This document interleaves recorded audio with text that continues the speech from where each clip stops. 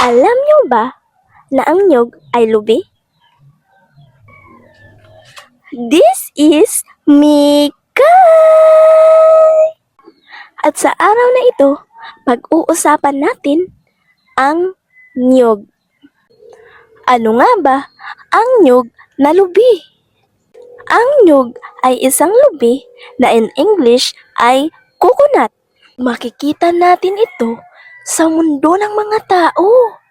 At bakit nga ba natin ito tinatawag na coconut? The coconut nut is a giant nut. If you eat too much, you get very fat.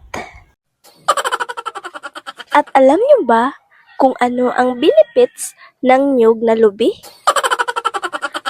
Ito ay isang vitamin C. Kasi coconut. C stands for coconut. Pero kapag marami itong bunga, makakaon tayuhin. Pero, bukod dyan, kapag ito'y ating sasanggutin, mangingihi siya at ito ay tinatawag na coconut juice. Coconut tuba. Alam niyo ba na malami ito inumin pag baguhin pang kuhain? Pero, pagdugayin nimo kuhainin ang tubain, maaslumi na siya parang ikawin kapag hindi naliliguin.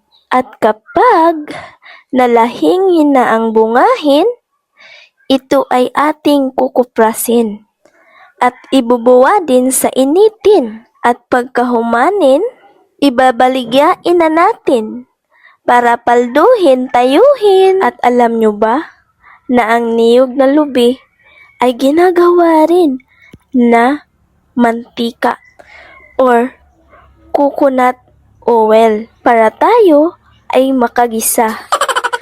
Coconut parang yung nakautang sa'yo, makunat pa sa coconut singilin. Ayun lang! Bye! Mga baho mo ko plus!